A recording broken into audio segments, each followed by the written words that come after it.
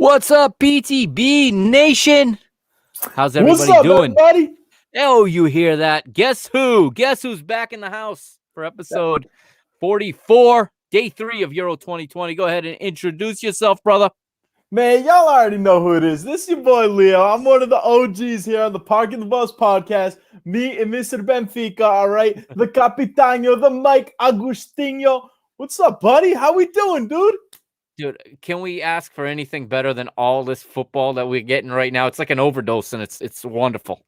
Yeah, dude, seriously, though, like 5 games a day, spaced out correctly. I mean, from a degenerate perspective, sign me up, coach. It's just a fan perspective that enjoys a nice tickle all day.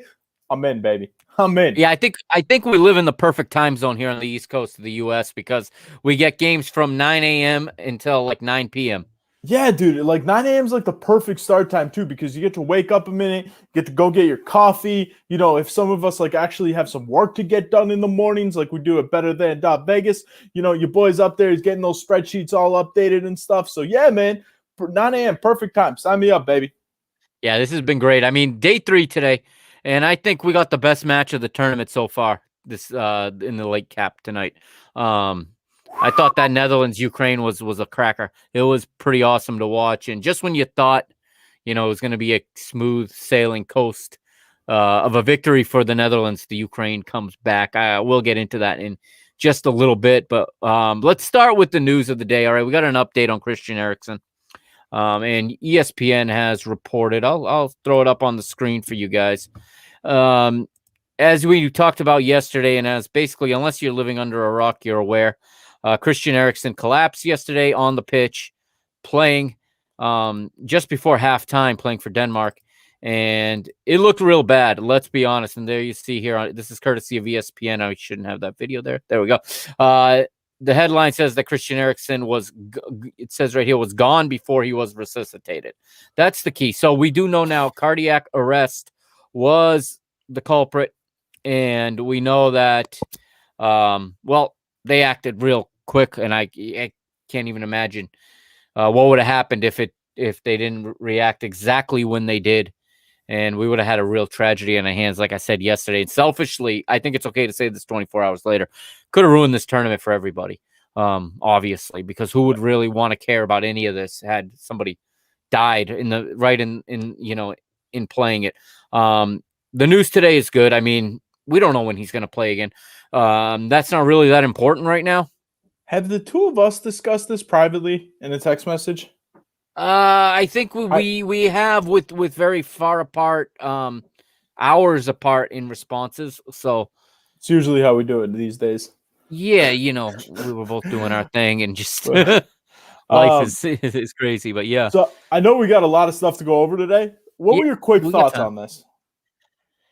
Dude, again, I turned back to 2004 watching Benfica play against Vitória Guimarães, and Miki Ferreira, Hungarian striker, laughs off a referee giving him a yellow card and then drops dead right there. I mean, he literally, the last thing he did was laugh at the referee, and then he fell. And seeing that live, I thought I saw it again. I mean, it looked bad when you see the players holding up towels I understand what they're doing. They're blocking cameras access to a player being treated, but I don't know. To me, it looked like they're covering a corpse, like at a crime scene. It was the most horrific thing I've ever seen in my entire life. It was absolutely like the worst part of that, and the part where like I completely lost all control of my emotions, was the second that his wife gets on the pitch and she's bawling her eyes out, and Schmeichel is trying to console her. It's dude, I mean, like, it was so bad to the point where I legitimately had Finland in this game, and I didn't watch from the restart. I couldn't watch it anymore. UEFA absolutely botched it. But the real part that I want to talk about is Taylor Twellman. Did you hear Taylor Twellman during this? I don't recall what he said. No, I think I was so caught up in what was going on that I was not remembering anything they were saying.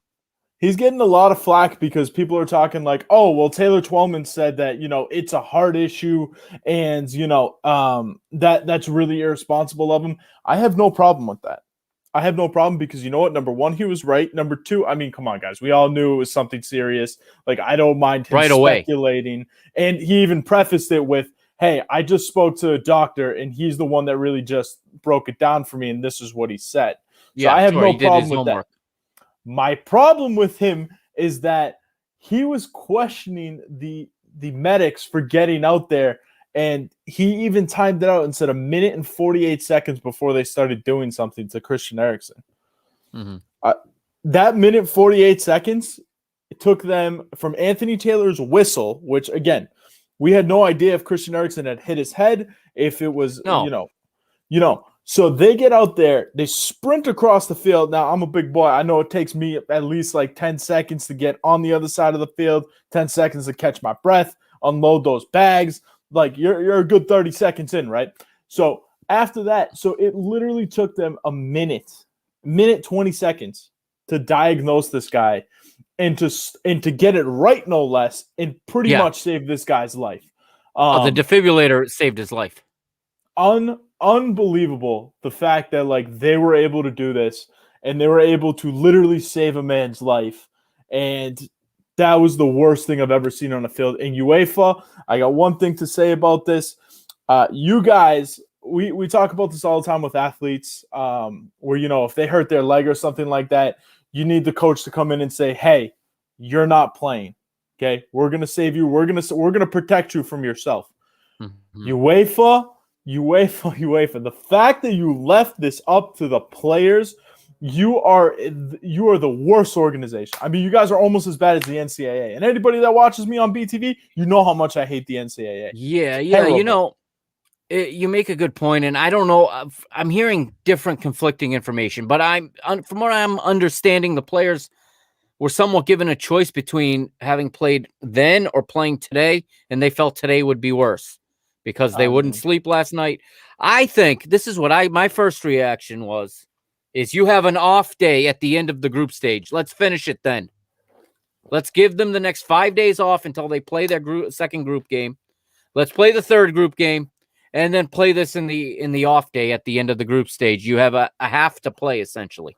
I mean, the thing that really just bothered me was just the fact that it was like, in that locker room, we've all been in like locker rooms and, obviously. Oh, no question. I talked about last night how tight locker rooms are and why you're seeing his teammates on other teams now, struggling to continue with this tournament.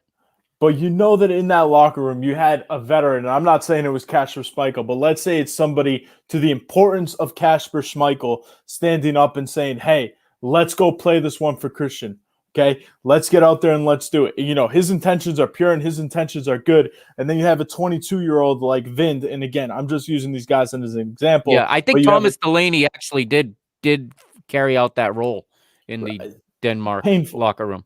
But like, if that kid is not like mentally prepared to go out there, he's not going to stand up and say, no, I don't want to go play. Because again, no, he doesn't want to be the weak one. Yeah, exactly. Like it was difficult to watch. It was a difficult situation. Generally pretty happy for Finland, but not under these circumstances. Like it was just an absolute mess. And they didn't look all that happy to have won, and they hardly celebrated their goal. And how can you? Yeah, I mean, it was. I told you, it was to the point where like I didn't even watch the second half. I was so angry at the fact that they were even coming out there to play the second half that I went for a run and I barely even watched the Belgium game. And it was just brutal day. Yeah, I agree. It took all the air out of the tires for those those late matches yesterday. But thankfully everything was okay. And I think we got the moment of the tournament with both sets of fans celebrating it when they heard that he was all right. And I think that was pretty awesome. There's your feel good moment of the tournament, to know that everything was okay and the tragedy was avoided. And I'm sure now, with all these tests they're going to run, they're going to figure out what caused this and figure out what's next for him. But I'm sure his wife is very happy that he's still with us. Jesus Christ. Yeah, that was, yeah. But 3 games today, dude. 3 games. Absolutely. Let's get into it then. Let's start with the early one. Let's go to England versus Croatia early this morning. And well, I'll go through the lineups. I have them in front of me, unless you have them there. Yeah, I actually got them right here. Okay. So You want to do Croatia, and I'll do England. sounds good to me. You pulling them up? Yeah, I've got them. I'm looking at them also. Do it up, baby. All right. So Croatia in goal, you have Livakovic. Then you got Versalenko, Vidra, Kalatrakar. You got some other dude as a left back I've never heard of, nor can I pronounce his name. Vardigol, maybe. There we go. Thank you. Vardiol, something like Yep. that. Close enough. And then you got an awesome midfield. You got Brozovic, Kovacic, Modric. Up top, you got Kramaric, Rebic, and then Ivan Perisic. All these guys, veterans, except for that back line and the goalkeeper. Yeah. Interesting lineup for Croatia, but the real interesting part was England, which you may take away. Yeah, I'll give you the 11, then I'll get your thoughts on it, because I have my own thoughts too. So Jordy Pickford's the goalkeeper, of course. Kyle Walker, John Stones. We got Mings here partnering with John Stones, and Kieran Trippier on the left. And then you've got Raheem Sterling, Mason Mount. You've got, is it Declan Rice? Is that his first name? Yep. And then you got Phillips, who ends up being the man of the match, according to the analytics sheet I'm looking at. Foden and Harry Kane starting as the striker. So those are the 11 for England. What do you think about that 11? Terrible 11. I mean, like one of the worst 11s that he could have put out there. I mean, not the worst 11, but like you're starting Calvin Phillips over Bellingham. Excuse me? Bellingham's 17 years old, and Bellingham is going to be one of the best midfielders in the world in about, 3-4 years? This kid's a superstar in the freaking making. You have him on the bench. And then to start Mason Mount and Raheem Sterling over Rashford, I mean, that was a bit mind-blowing for me. And then the one other real big second guess I have is starting Kieran Trippier as a left back when you have Luke Shaw, who, I mean, I'm not a huge fan of, but has been pretty good and like way above average over the last couple of years for England. So you're starting somebody out of position rather than a really good left back. Overall, that tells me that Garreth Southgate is extremely nervous, and he is setting England up for doom. I agree with almost everything you said there. So I'm glad to find out right away I'm not the first one that thinks it's crazy that Bellingham was left out of the 11 and Sancho not even in the 23 to dress. Yeah. He wasn't even a substitute. Yeah. And that baffles me. And I was expecting Trippier to start because I've been listening to TalkSport. I've been listening to the English radio all week, and it sounded like that's where he was going to go. He was always going to go with that. And, well, I mean, I prefer him to Luke Shaw, to be honest with you, but I see everything you're saying. It makes sense. And Luke Shaw's a natural left back. Trippier plays on the right. But, you know, I guess a guy who won La Liga carries a little clout in this locker room. But if not for that selection, I'd say, does Garreth Southgate have a problem with the guys that don't play in England? Yes. I mean, that is really it appears that way, right? Is this the old, Premier League elitism showing up here? Is why are people carrying 3 goalies and not just 2? They've always carried 3 goalies since it's gone to 23. But that's stupid. When the hell do you ever need 3 goalies in a match? World Cup 2014, Portugal used all 3 goalies. No, they got to carry 3 for the tournament. Yeah, I see what you're saying. Then why not dropping one of the goalkeepers, right? And leaving yes, that makes sense. Yes. Dress. Yes, with that I agree with you.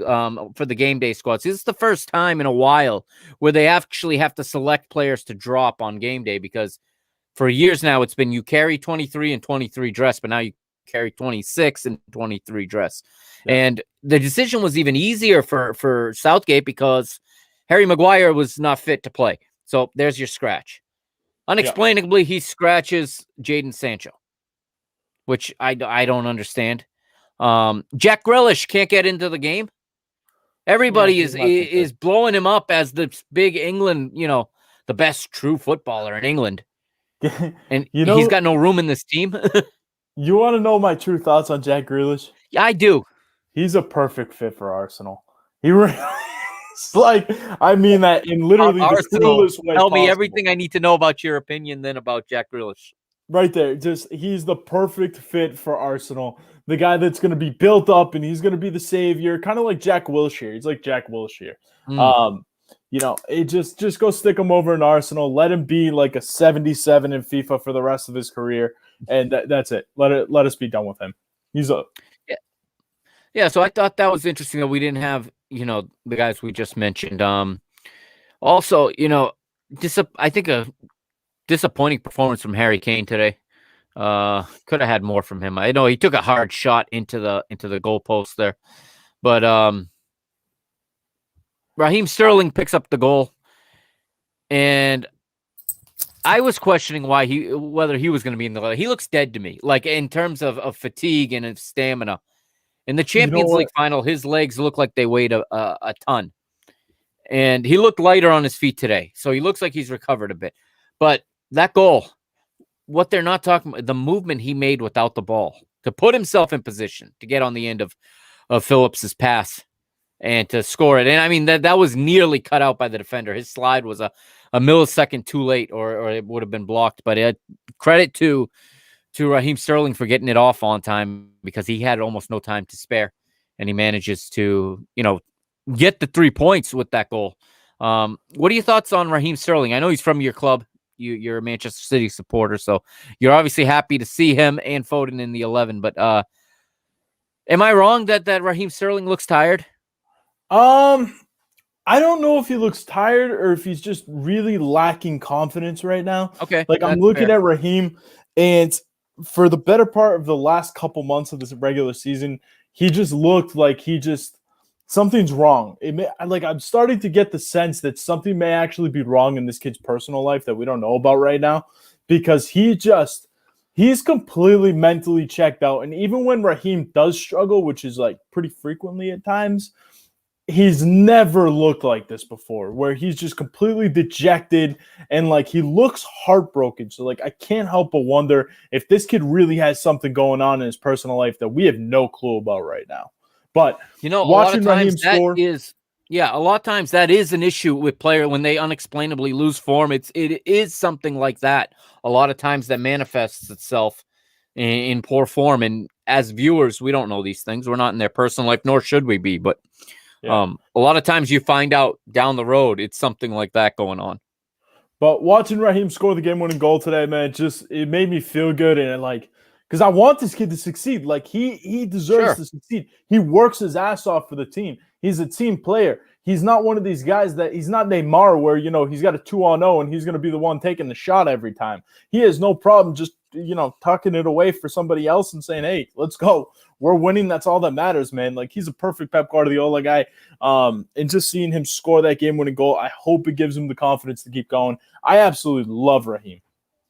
Yeah, on normal circumstances, I also feel that way. I just feel like I'm not seeing the same Raheem Sterling as of late, and you just gave good reasons as to why. I thought maybe that's where we were going to see Sancho at some point in this match before I realized he wasn't even on the substitutes bench. But off the bench, we got Marcus Rashford coming in early. What did you think of that switch from Garreth Southgate? I liked it from Southgate. I thought Rashford should have been starting. I'm a big Mason Mount guy. I was on him from last year when Lampard was the coach. I said this dude's going to be legit, and he is legit. But Marcus Rashford kind of feels like Captain England. Like he's the Manchester United boy. He's the golden child of Man U, and like Man U. While we all can't stand them, except for you, of course, because Bruno. But, I have my own issues with them. Don't get it. But I feel like they're still England's top team. They're the most, especially to everyone else. Yeah, outside of England. Yeah, like all the pink hats in the world know about. If they don't know anything else about English soccer, they know Manchester United. Yeah, so I was kind of sad not to see him out there, but he's coming off the bench. He's going to be fine. He'll be starting at some point. I heard people saying that Phil Foden shouldn't have been starting. You people need to go get a sobriety check. Phil Foden is legit. He's a superstar. He's a monster. Yeah, him and Bellingham are monsters. Yeah, and I'm disappointed we only saw Bellingham for 5 minutes at the end of the match. Enough for him to earn the accolade as youngest player to ever play in a Euro at 17 years old in whatever many days. But I agree with you there on Rashford. I thought that was a good change, and ironically, you mentioned Manchester United. This was the first match since 1992 where England did not feature neither a Liverpool or a Manchester United player in their starting 11. That's a long time. And, well, I think part of it is England's players are playing on more different clubs, and some of them have gone abroad. They're not so concentrated in one or two clubs anymore. And I have to say that this England team has me believing a little bit. The fact that they're going to play at home basically throughout. Nope. You're not believing. I'm thinking this could be the stars could just align for them. Let me ask you a question. Yeah. Your group, Portugal, France, Germany. Who's one, who's two, who's three? The way I played it was France, Germany, Portugal. You have Portugal being third? I have myself hoping Portugal finishes third because the road is way better out of third, and that's how I put it. Okay, great. With 4 points. I have Portugal third with 4 points. Okay, that's absolute madness. You're thinking with your heart, not with your head. Portugal will not be third. It will be Portugal, France, 1 and 2. Germany will be lucky to qualify. So at that point, it will either be France or Portugal going against England in the round of 16. You think England's going to beat either of those teams with Garreth Southgate trying to figure it out with Huey, Dewey, and Louie out there? In England? Yeah. I don't know. You make a real good point because these tournaments match up this way. And when you throw 24 teams into the fray, and all of a sudden it's not as simple as just Group A faces Group B, and you quickly can see each team's path. These third place teams getting in throw a wrench in everything. And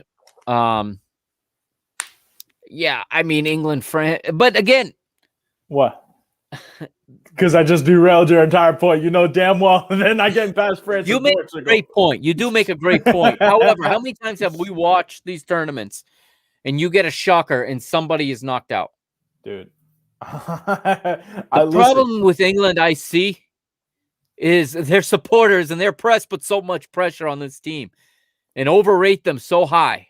We already saw that though. Like that's the thing. Like today almost certified to me that this team isn't going anywhere. Because you know what? Garreth Southgate is not ready for this moment. He's not ready to outmanage somebody. I can't reiterate how much he pulled the Guardiola. He overthought the lineup completely and he completely botched it.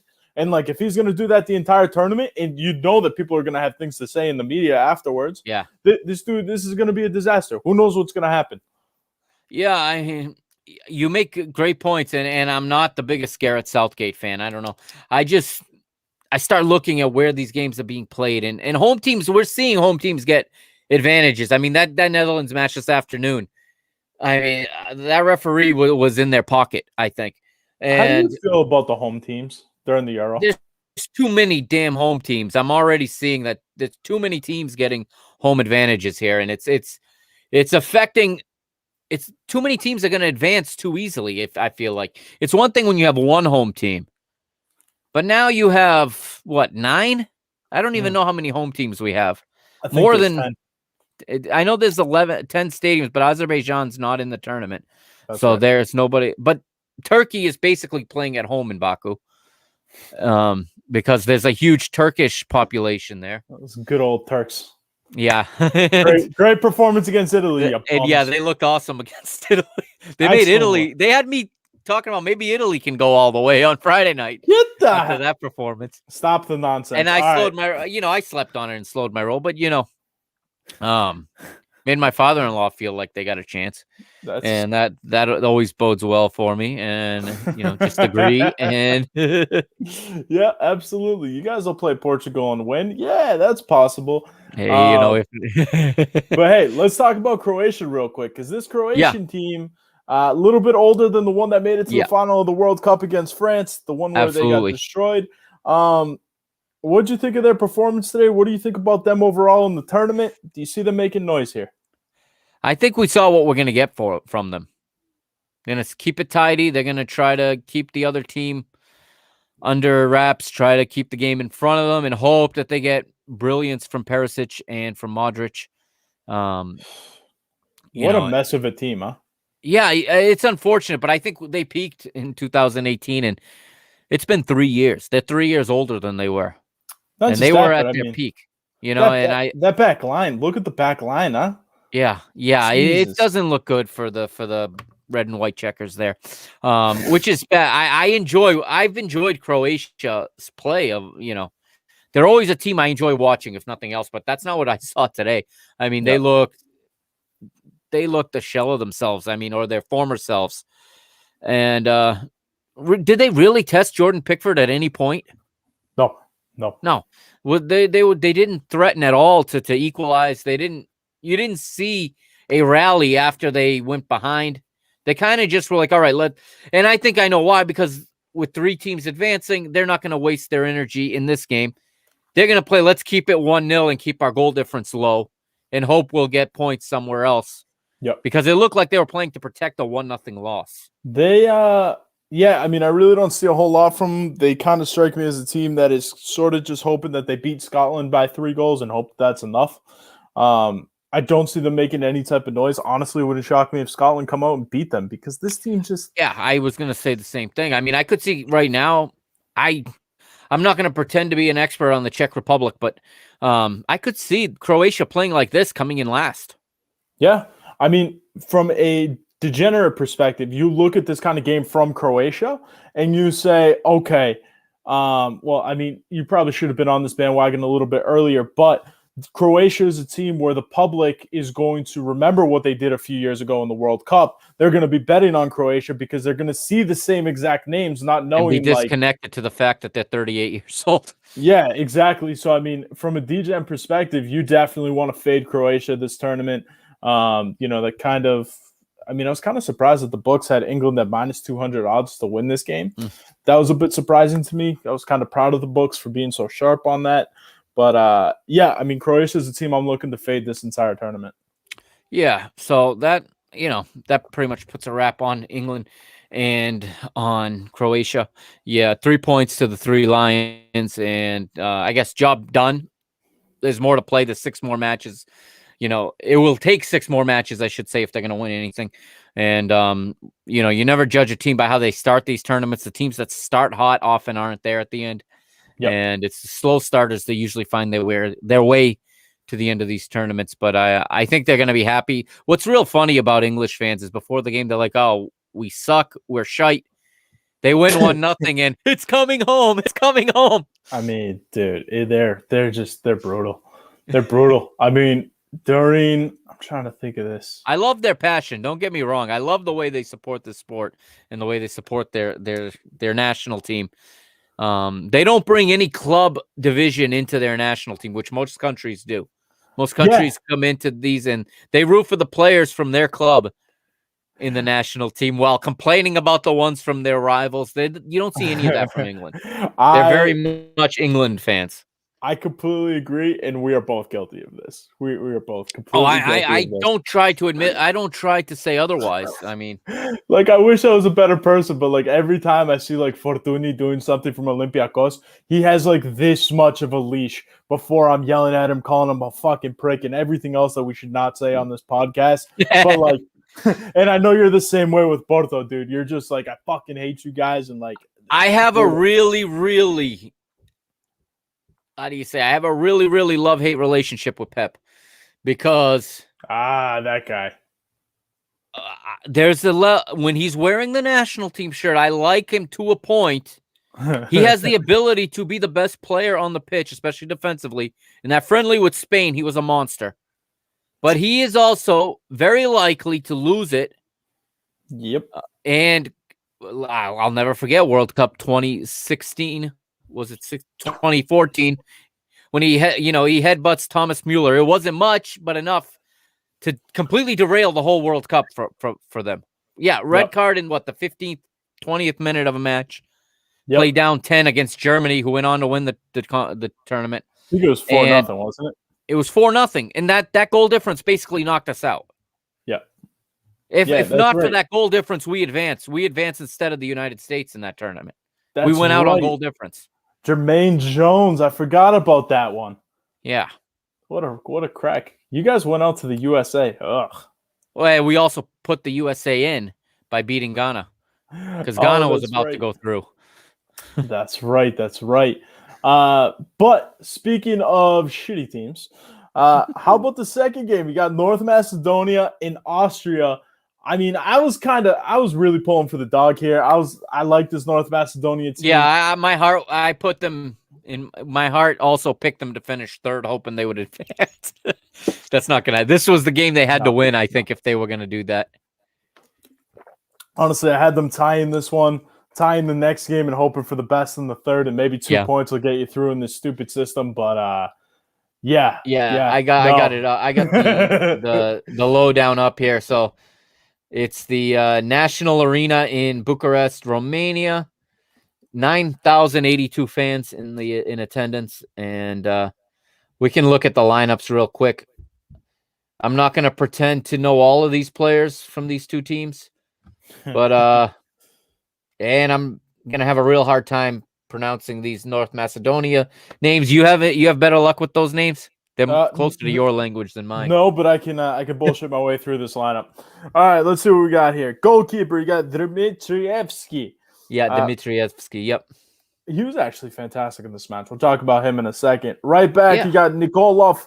Then you got Ristovsky. Then you got Velkovsky, Musiliu, Eliosky, Elmas, Adimi, Berardi, Pendev, the star player.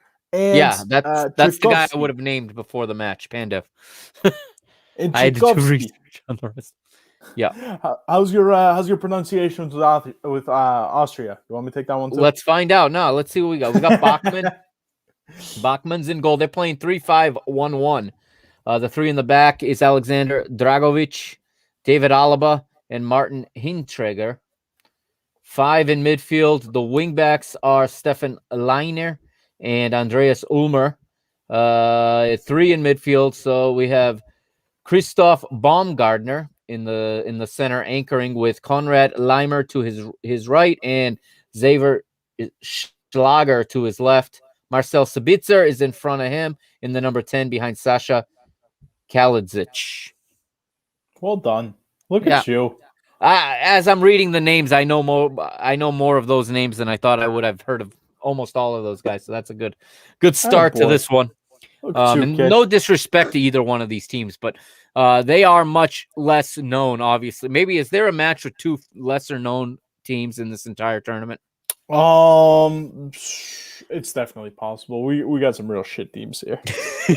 Thanks to the Nations League. Good old Nations League where Greece couldn't let's pause for a second. And we talked about this, both you and I, on this podcast when we talked about Nations League. And when these teams were playing in it, we were excited about how these teams were going to come into this tournament and inject some interest. So I think they've done that, to be honest. I mean, I don't know about you, but I was actually really excited to watch this one. I mean, I was also watching the French Open final where Tsitsipas decided to blow a 2-sets-to-love lead. But I did catch the last half hour of this. It was actually pretty fun to watch until that second goal went in. Mm-hmm. And then Marko Arnautovic, I mean, like, is there a bigger, like, lesser-known prick than this guy? Like, he's such a world-renowned prick. Like, he scores a goal where Macedonia goes to, like, completely just botches. Arnautovic literally did nothing to score this goal other than go around the goalie and, like, gently pass it in. Mm-hmm. And even then, like, the defender was this close to getting it. And then he's sitting there and he's like, go, go, go, go. Like, bro. And then he hurts his knee on top. Like, you are such a douche, Canoe. Like, what a douche. Yeah. You hit all the important parts there on him. I love how you're still trying to stay here's our neutral. goal scorers. Stefan Leiner in the 18th minute. He scores on an assist from Marcel Sabitzer. In the 28th, Goran Pandev equalizes for North Macedonia. And then second half, like you said, you get 2 goals late. 78th for Gregorcic and 89th for Arnautovic. And Austria has their first group stage win. You ready for this? First group stage win in a major tournament since World Cup Italia 90. I mean, This Austria team, we've been waiting for them. I mean, we talked about them, I believe, in 2016, where they were supposed to be this, this up and coming team, and they're supposed to shock everybody. And that was when David Alaba was at the height of his powers. Marko Ignatovic was at the height of his powers, and they did not do a thing. I believe they tied all three of their games, or tied 2 and lost 1. That team sucks. I mean, they suck.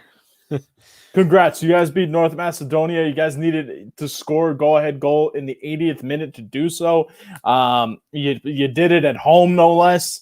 Yeah, I mean, I really don't have much. Well, it was in Romania. The game was in Romania. Same thing. It might as well have been a home match. Not a fan of this team. I do not think that they're going far. I think that they got blessed with a great group here. But I still have them finishing third. I don't like this team. I don't think they're very good. I think that they have 2 players, and like when your best player is a left back, no, can't really do much. Ask Canada. Well, they don't play him as a left back. They have a little bit of intelligence in Canada. Big win last night. Shout out to the True North Strong and Free. They beat Haiti. They are 90 minutes away from what used to be called the Hex. It's now the octagonal final in CONCACAF. Did Curacao win last night? What? Curacao win last night? No. Oh, man. Panama won it, I believe. Those I fell in love with Curacao in the last Gold Cup. Yeah, everybody liked Curacao. CONCACAF screwed it up and basically screwed all the teams not already in the top 6. All right, Capitano, we're already 37 minutes into this. We cannot get into how much CONCACAF screws everything. Here on the Euro 2020 show, right? When this podcast gets Google searched, 20 years from now, they'll be like, why are they talking about Curacao in Canada? That's what we do here, guys. That's what happens when Leo decides to join the show. We get completely off topic, and quite frankly, this has been on topic for us considering our previous episodes together. Going back to what you just said about Austria and where you see them finishing, they've got the Netherlands next. Yep. So they're going to Amsterdam to play that. We saw what that crowd is like today. That stadium was not full, but that had to be 60,000 or more. Not 60,000, excuse me, 60% or more in that stadium. They're going to face a real road game against a good team that is under a lot of pressure, as you could tell today, the way they start to crack. But if they lose, it comes down to a final match against Ukraine. Tough Ukraine, okay? They're not the Ukraine of Shevchenko's day, but they're going to be difficult here. You saw how they can fight back tonight, and how do you? I guess we'll get to that game in a second. I won't. I got a quick question. Yeah. Do you have a TikTok? Have you ever dabbled with TikTok? No, I'm too old. Yeah, well, we'll talk about that off air. But so one of the things on TikTok is tell me like you know something without using your words, and like you do something and like it just kind of explains like this is what I got. So how do you know what's going to happen in Netherlands and Austria and Amsterdam? I'm going to tell you. It's going to be a massacre. It's going to be a fucking massacre. The Austrians suck. They stink. They are terrible. Please continue. All right. So, again, I was going to say they lose that. They come into a match with Ukraine. I don't want to have my tournament future on the line in a winner-take-all sort of match with Ukraine, who tonight showed that they're not an easy out for anybody. Yep. Yeah. All right. So let's move on to Ukraine and Netherlands in the final match of the night. The Johan Cruyff Arena in Amsterdam. And we've got, let's see what the attendance was here. It was only 15,837. It looked like a lot more than that.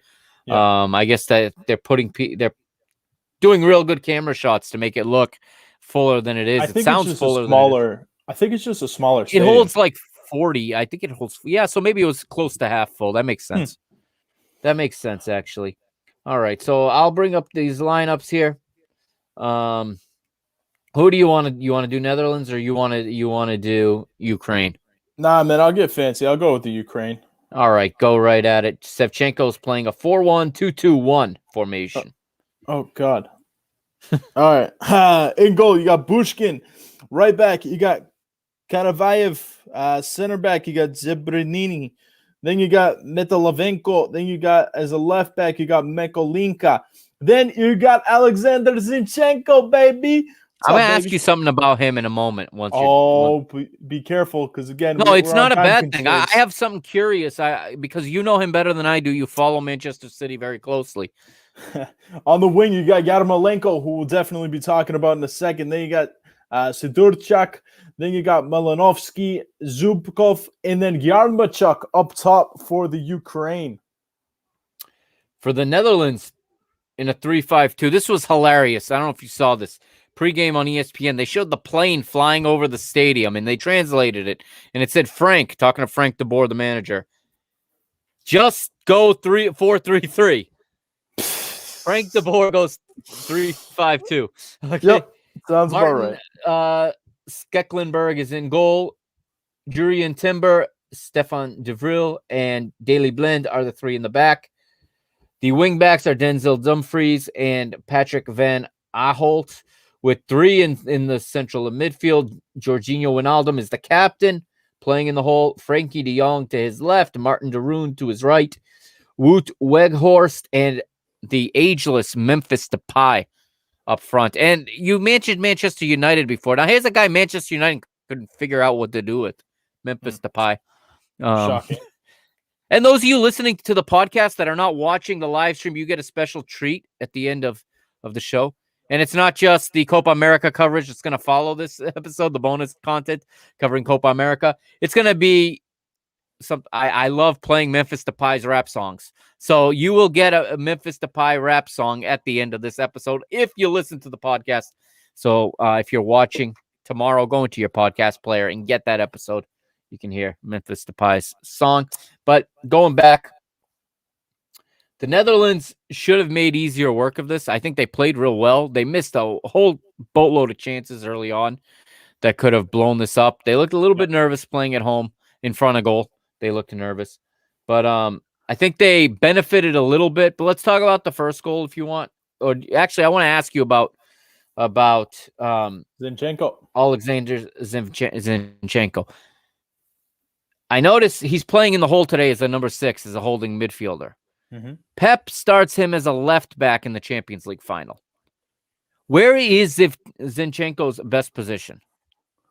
Personally, for Zinchenko, he's a number 6. There's no two ways about it. When he came to us, he was a number 6. He has gotten thrown into the left back position. He's not good at it. He's a perfectly fine player, but he's just he's a number 6. I mean, that's it. And I think it was evident in the Champions League final where everybody just continually talks about, how Gundogan was in the wrong place. No, it was Zinchenko that was in the wrong place there. Zinchenko fell asleep on that goal, and he's not a left back. So, I mean, Yeah, I talked about it at length too. I thought they were both out of position. But so you've got Zinchenko, who's a number 6, Rodri, who's a number 6, Fernandinho, who's a number 6. Yeah. We're getting off topic because now we're going back to Man City. But why was Pep so intent on not having a number 6 in this match? I didn't have a chance to ask anyone this at the time.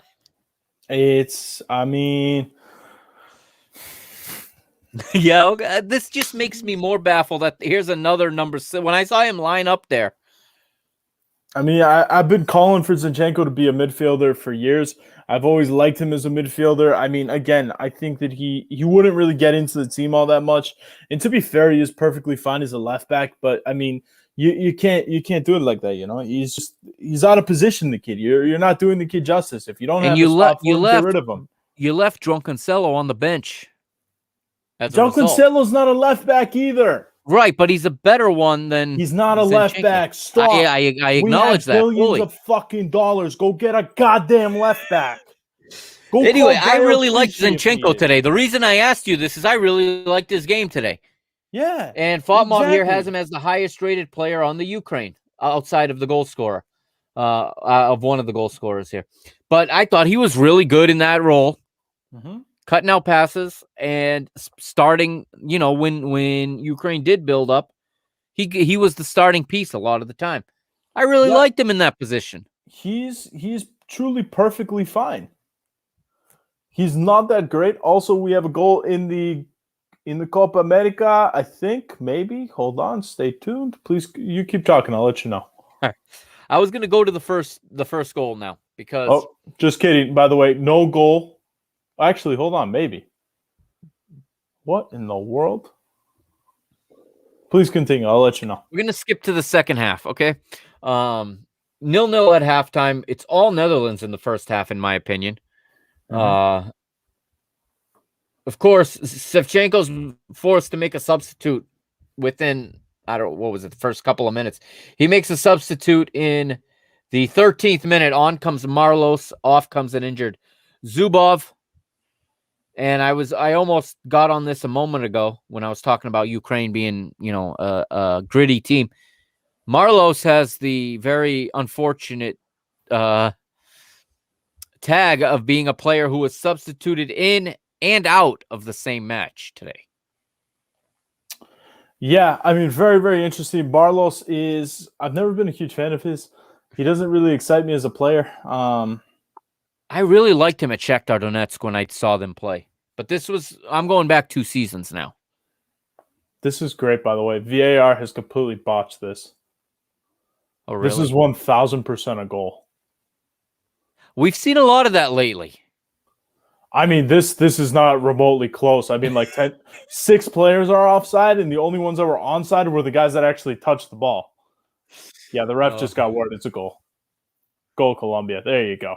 Look at you guys figuring it out. Did they do like Mexico and try to block the referee's view of the screen? No, that was my favorite part of the Nations League final. Ridiculous, dude. Absolutely insane. Oh, I just got the alert that it's a goal. Okay. Yeah. So back to this match here. Okay.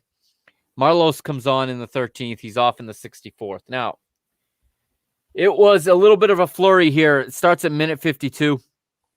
And when Wijnaldum ends up getting the goal, but it is, I believe it's Dumfries coming down the right that breaks into the box, plays a nice ball across the face of goal. And the goalkeeper here, Bushkan, he comes out and for some inexplicable reason, when there's no one around him, parries it right out to where Wijnaldum is running onto. And yeah, I thought he was really to blame on this goal. I don't know. Did you see it differently? Was it just bad luck? For a guy that played pretty well in the first half, I thought he was terrible in the second half. Yeah, exactly. And credit to the announcer who was like, you know what? This is exactly what we expect from the Ukraine. We don't know what to expect from them. For half an hour, they're going to be great. For half an hour, they're going to suck. And for half an hour, they're going to be completely average. And that's exactly what they were, because it was literally broken down into like 25-minute spurts where like 25 minutes, they were pretty average. Next 25 minutes, they were pretty bad. Then come out, they score 2 goals. They look like they could go on and win the match. Never mind just tie it. And then, of course, they get a goal scored against them, and it was brutal. Yeah, exactly. And then Wijnaldum with a great finish, by the way. He puts it up high in the goal where nobody's going to block it. But, I mean, again, I think the goalkeeper, if he does anything else, if he just leaves it there and then picks it up, if he falls on it, anything but swing his arm and parry it right out, onto the stride of Jorginho Wijnaldum. And I think that breaks, the mental strength a little bit for a little while for the Ukraine. And of course, the mental weakness or the mental shot that they took there comes into play again just 6 minutes later, when this time it is Weghorst scoring. He's getting credited with the goal, interestingly enough. This is one where I thought maybe VAR was gonna overturn this. I thought that perhaps the VAR was going to overturn this goal because it looked like Wijnaldum, I think. No, was it Dumfries again? Somebody was screening the goalie, and he was offside. He looked it, yes. And I think he might have even fouled the defender on his way to goal. Yep. At least in some countries, after reviewing that, they find the slightest touch or the slightest pull, and they call a foul. That's not the way VAR is being implemented in this tournament. We've seen it through 3 days now. VAR is basically backing up whatever the referee says. That's what we've seen so far. Yep, pretty much. Outside of Switzerland having a goal, reversed that was a clear offside. So I think they're really emphasizing that it needs to be a clear and obvious error in order for VAR to overturn a call on the field, which on one hand is good because referees got to start making calls again and stop letting everything go and then waiting for the video monitor to decide if it's a goal or not. But yes, it looked to me like he was offside afterwards, and I think the ball even hits him. You can even say he's impeding with the goalkeeper. Yep. There was like three things you could have called there, but VAR actually ends up confirming the goal, which surprised me a little bit. They drew the lines showing him onside. I don't know. I have trust issues with these lines, to be honest with you. Really? Yeah, not like corruption, but like just error, because these angles are not always perfect, and you're freezing the frame when you're freeze framing it, okay, and you're going down essentially to the centimeter of who's in front, who's in back, right? There's no more even. It's impossible, Right. because a centimeter is so small. There's no way you have 0 centimeters of difference between two people. And you're making it that precise on that end, but on the end of where the ball is kicked, every time, if you look at it, the screen, the ball is blurry, and you don't know if it's on the player's foot or not. They're not zooming it in at that end of the play, and I'm not always convinced they've picked the right frame to study. And I don't know that they possibly can. Yeah, I mean, that's kind of where my thought process was. Like, can they actually do that? I don't know. Do they have the technology to do that? Maybe not. Yeah, I kind of lean toward I don't think that they do. I don't think that they can. Overall, I actually like the offside. I really like the offside aspect of VAR because unlike most of these calls, there is no debate to this. I don't care. No, you're either offside or you're not. There's no judgment call in there. Yeah, and then the people that are like, oh, well, he's only offside by a centimeter. Like, yo, you're offside by a centimeter, bro. Like, that's it. You're offside. Yeah, and it's because for 100 years, offside even was considered onside, and a centimeter would be considered even to the naked eye. But once you have this type of technology and this precision, obviously, like you said, offside is offside. If it's a centimeter, it's a centimeter. Yep. As long, for me, my issue is you got to pick the right frame if you're going to be that precise. I agree. But it kind of goes back to an old tennis term that I like. If it's 1% on the line, the ball's 100% in. That's it. Yeah, exactly. Yeah, true. Though that rule is the same in football. If it's 100%, if it's 1% on the line, it's still in play. But and yeah, that's a good reference because tennis has been doing this longer than we have with technology and don't seem to mess up as much. I think it's the amount of errors we're seeing in implementing the VAR that I have more of an issue with than the VAR itself. It's the people operating it that still manage to screw up. Did you see what happened in the French Open the other day? I did not. Okay, so there was a ball. It goes out at the French Open because the ball leaves a mark on the clay.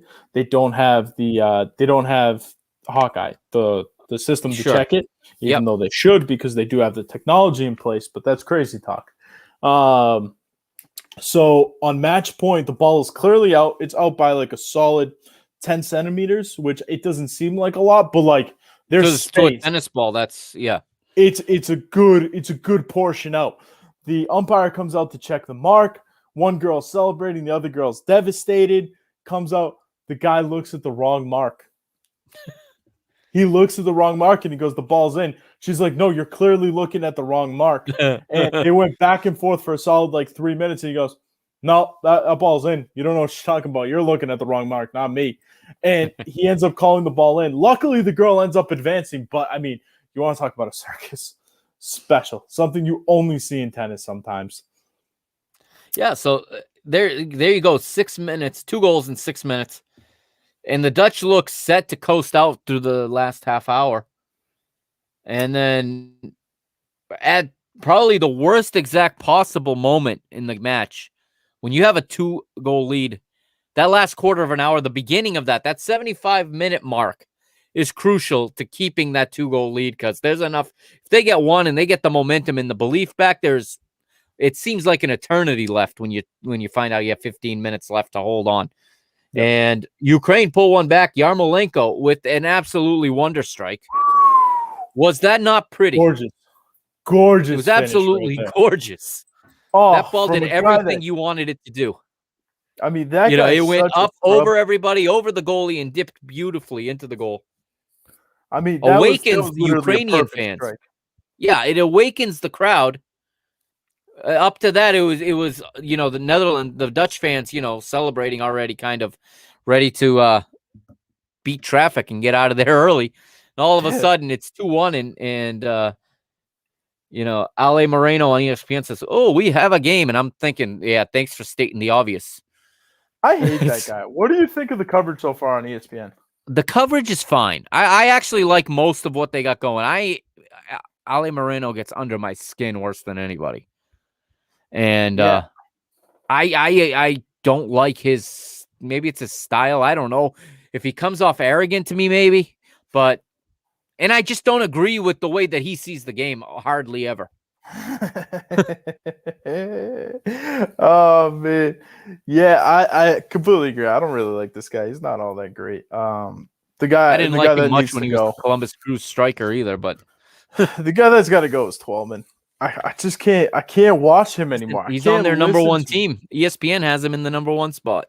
In all seriousness, like what he either is like banging the boss's daughter, or he has some type of blackmail on ESPN where he is still allowed to be on this A team. Ian Drake is a goddamn national treasure. Ian Dark, yeah.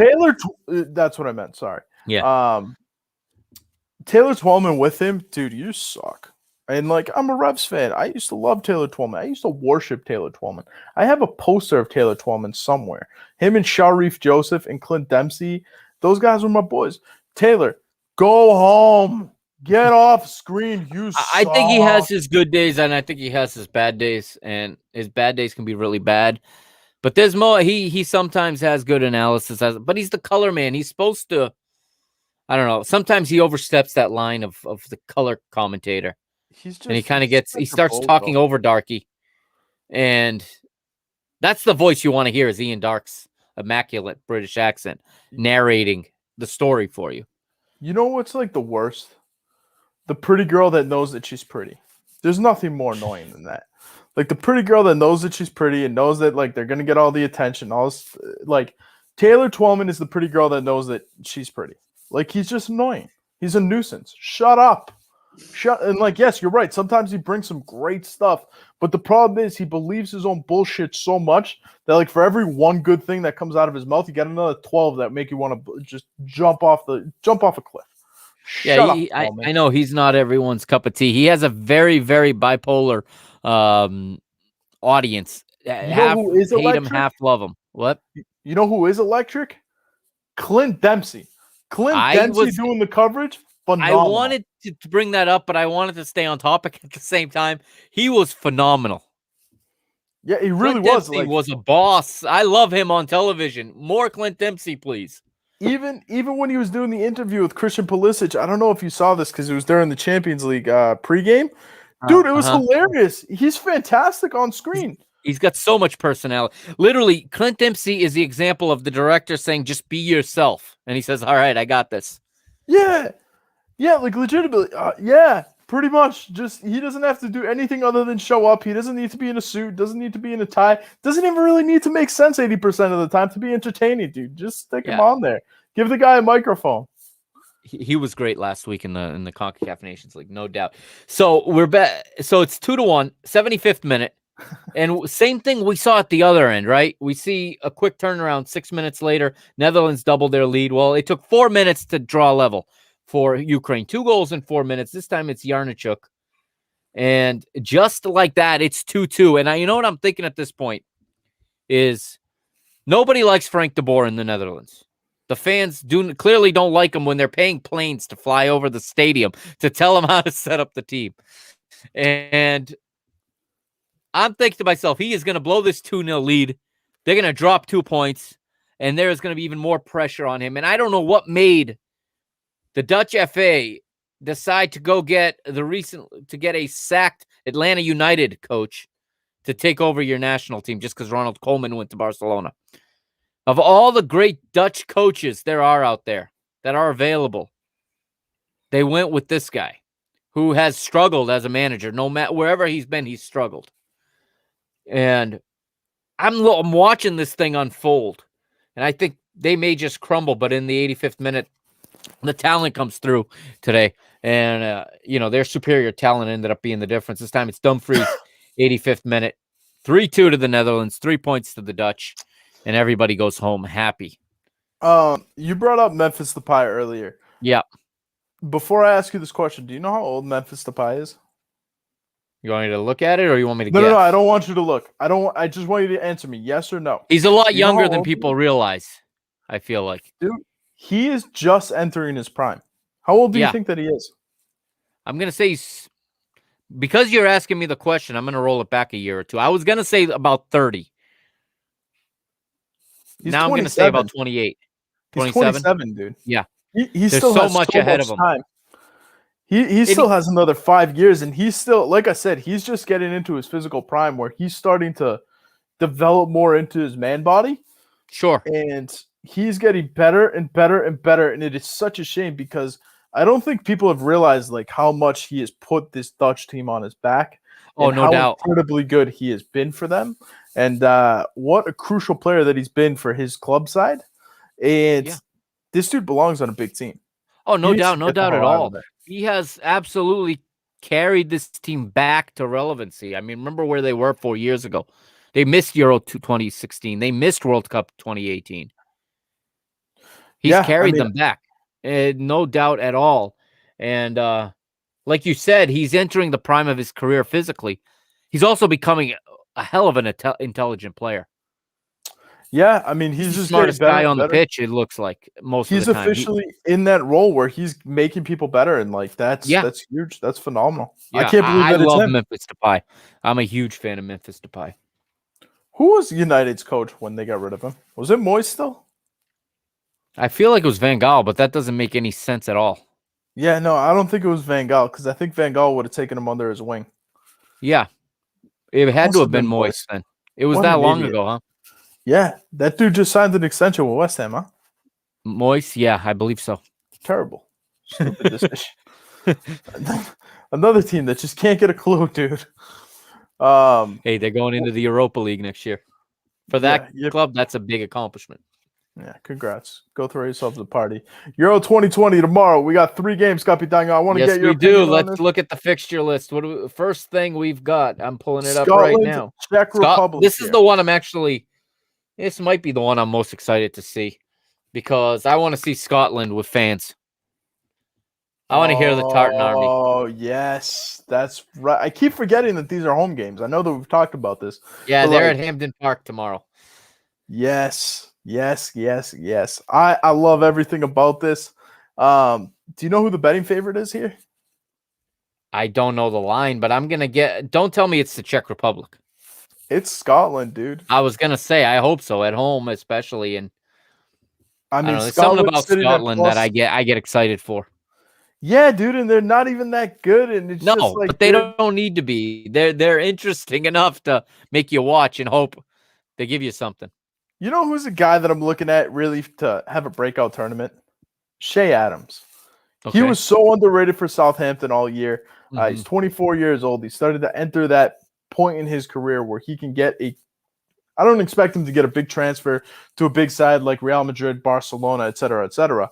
But, I mean, he could definitely make that next step up, possibly to a Tottenham, possibly to like a Serie A team that needs a good striker, maybe like an Atalanta, maybe like Roma, something like that. If he can have a good tournament, this dude is going to be in line to make a lot of money. The question is, can they find the service? I really like the Scotland team between him and McTominay. I think McTominay is one of the more underrated players at Manchester United. I really, really like this dude's game. I fully expect this Scotland team to really give the Czech Republic a lot of problems tomorrow, but I do see a draw in this matchup. You're seeing a draw. Yeah, I agree with everything you said there. Kieran Tierney is a good player too, though I believe he plays for Rangers. He gave Benfica a hard time in the Europa League this year. He was impressive.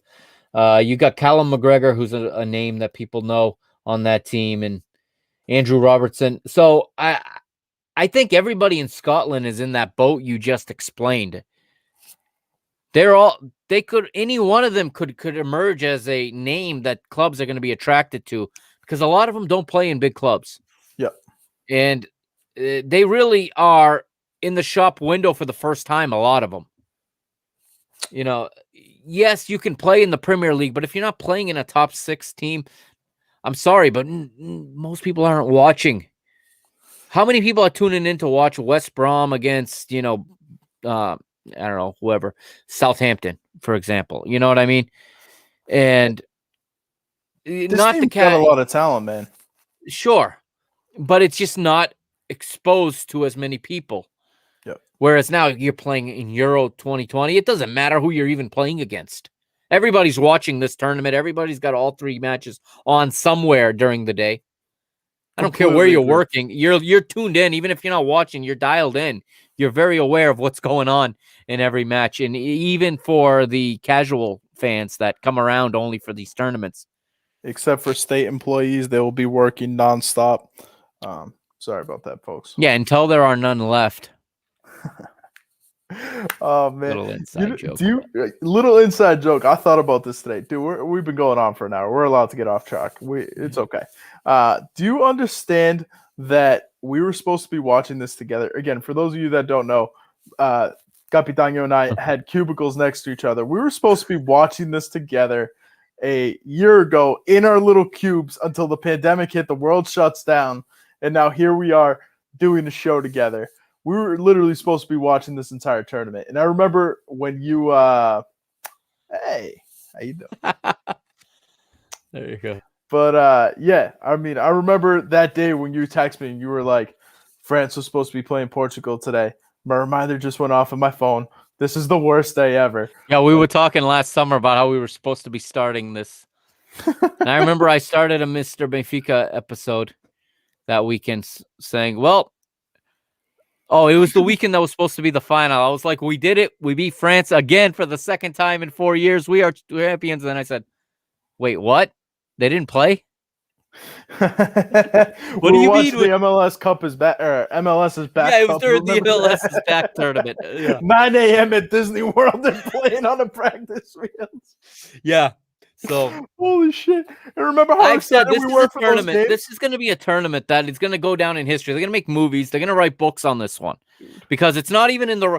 We're calling it Euro 2020 and it's 2021. This is pissing me off to no end. By the way, this is I think it's me to phenomenal. a whole I feel level. like I'm time traveling.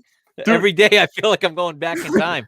I'm having a hard enough time keeping track of like what day of the week it is. Never mind. Now I'm starting to question what fucking year it is. Yeah, like, this is brutal. Yeah, so I mean that alone is gonna. You're playing in front of in some places almost empty stadiums. People are gonna want to look back and be like, "What the heck was going on in 2020? Why was Euro 2020 in 2021? And where's all the fans?" Part of the reason I want to be on every single night is because I want people in 30 years to be searching for my content and find it by accident. Yep. And live forever in their podcast players. The beauty of whatever means they're using to consume content in 30 years. But I really think there will be, if podcasts are still the medium they are today. I spent last summer listening to a Italia 90 podcast that pretended we were in 1990 and covered each match each day as if it were that day in 1990. That helped get me through the month of June last year.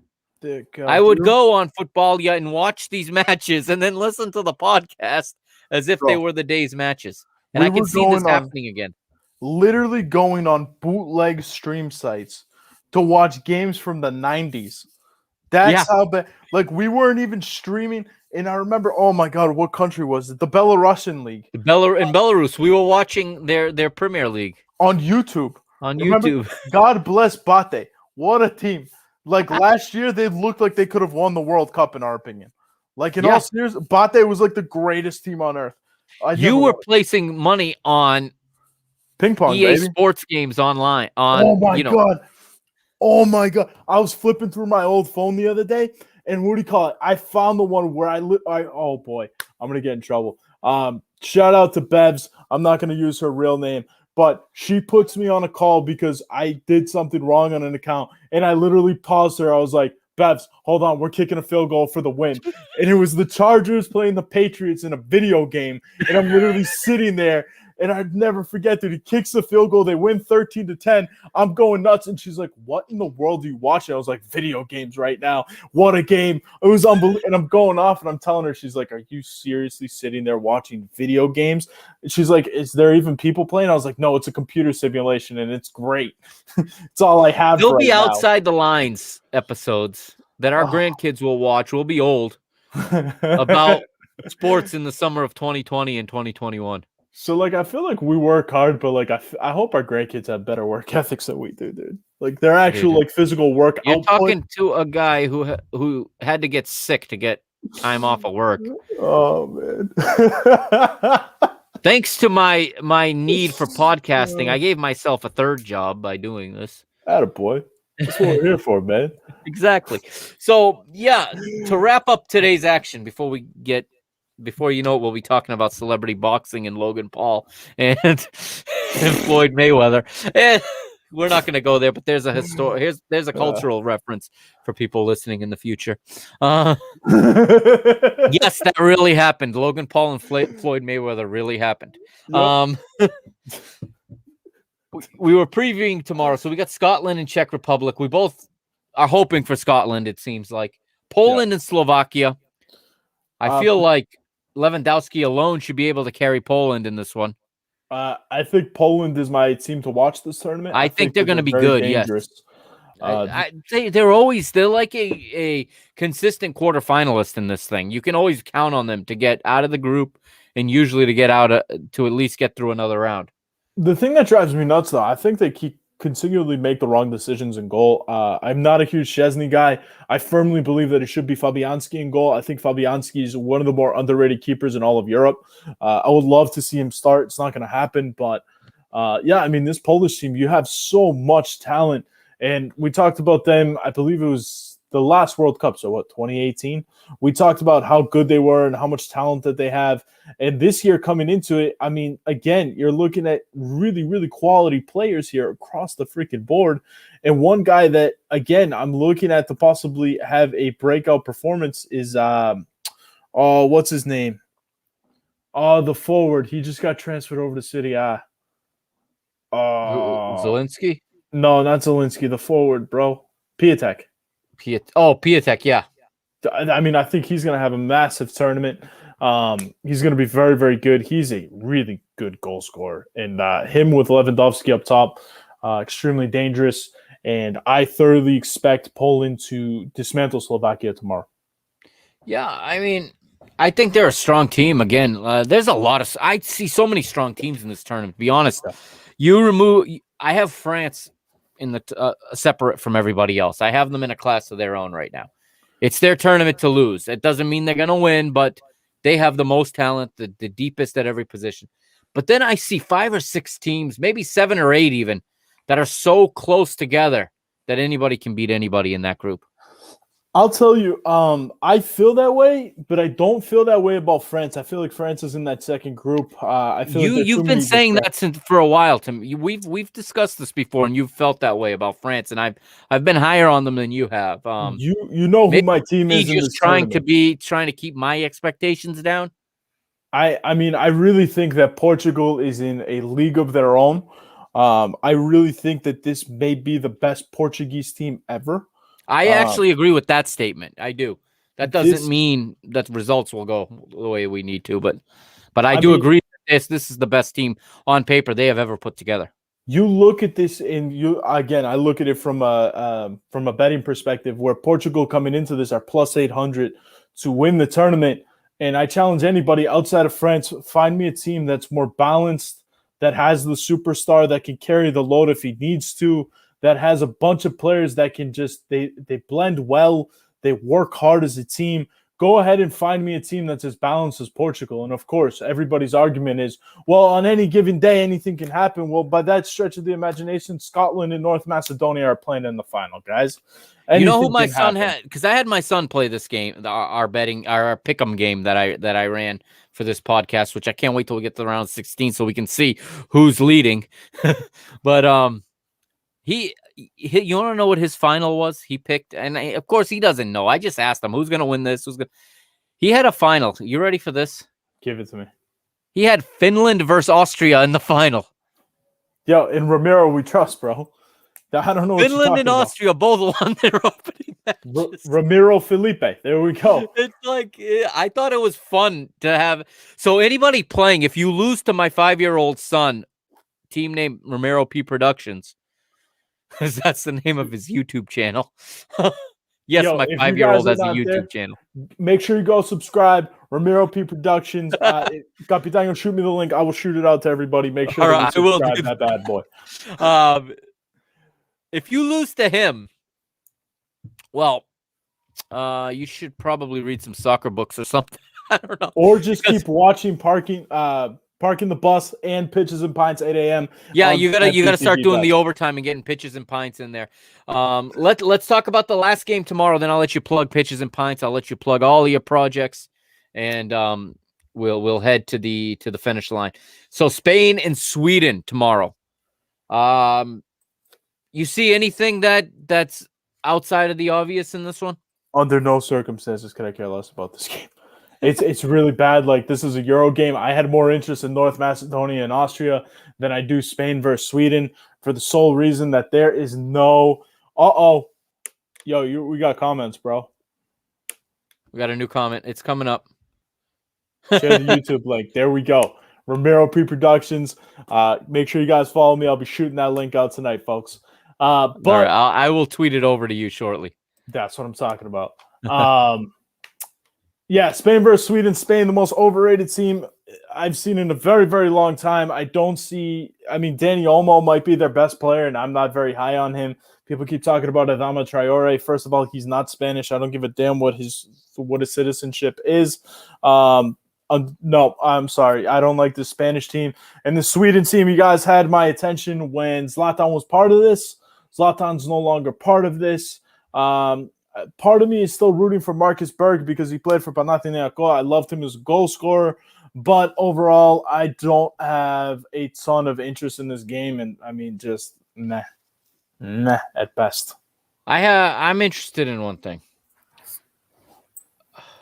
So Spain and Portugal played a week ago in a friendly that our friend Alejandro Moreno on ESPN, who really pissed me off during his commentary of that one. It was obvious what Portugal were doing. They're preparing to play France and preparing to play Germany. They had no interest in having the ball in that match. They got 23 guys that are fatigued, having played 60 games all season. Yep. And Moreno's over there. How are they ever going to get sustained possession? They have no interest in sustained possession. This is a preparation game.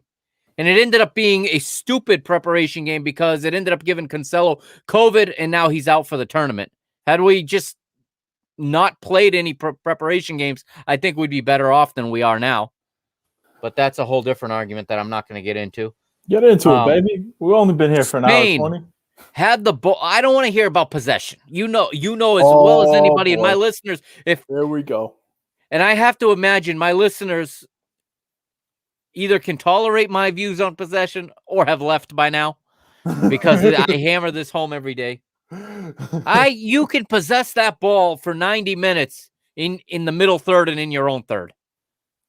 Yeah, they had 2 chances to score. I know, and Morata did not finish well. They had, like I said, boatloads of possession. They moved the ball around. You know what? The game ended. It was 0-0. We're in the locker rooms, and they're still passing the ball around and still not scoring goals. Yep. I want to see if Spain can get any goals tomorrow, or if this is going to be more of the same Luis Enrique. Oh, spoiler alert. They won't. Especially if Morata starts. Well, my point exactly. Like, who's a shittier striker? Gonzalo Higuain or Alvaro Morata? Like, 1 in 1A. And you're talking about Argentina's Gonzalo Higuain and not Real Madrid's in his day. Wise ass.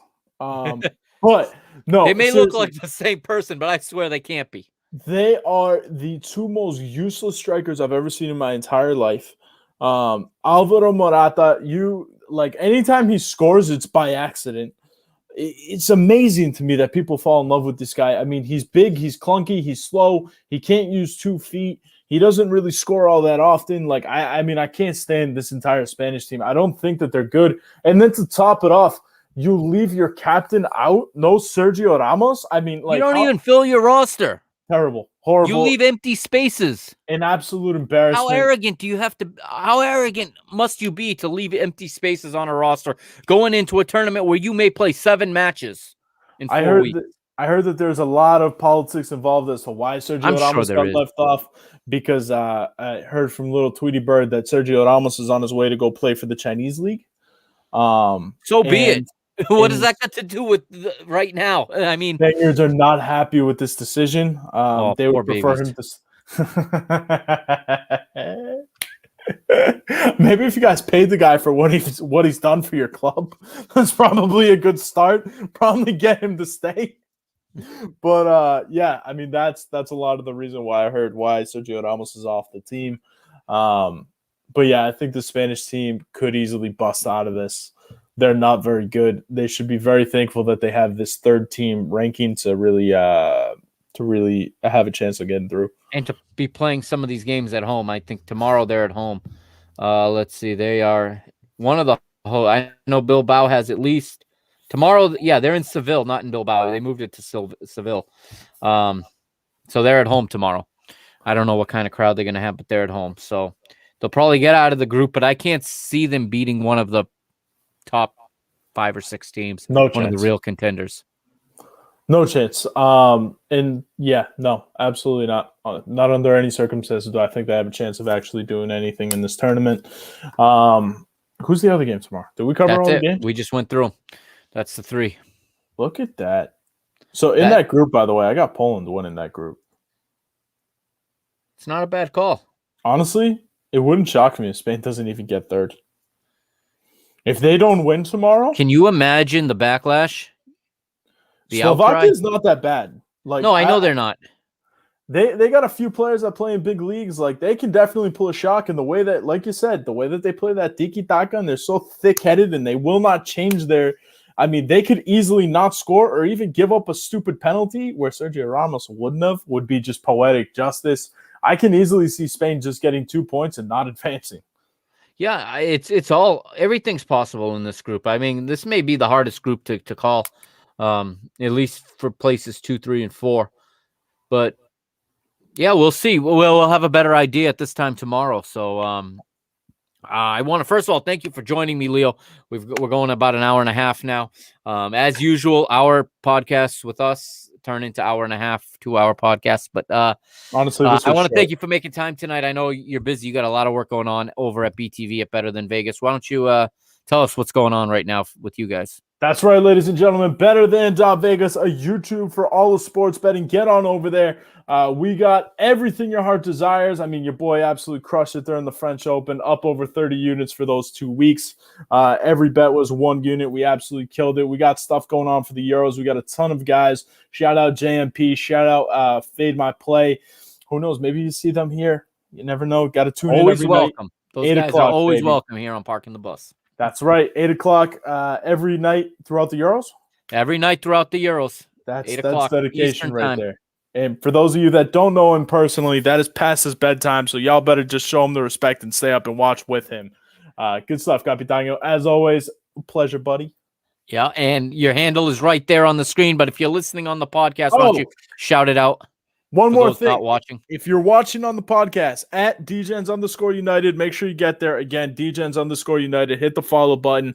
Also follow at BTV Bets. But soccer-specific show every Saturday morning, 8 a.m. Eastern time. Pitches and Pints. Me in a specific little mosquito that's a Chelsea fan. We go back and forth. We go at it nonstop. Shout out Biho. I love you, buddy. But we're going nuts at each other. We're breaking down all the games from all the betting angles. It is a lot of fun. It is highly entertaining. We usually go back and forth with some insults too. You're almost guaranteed a good laugh, man. So definitely go check out Pitches and Pints.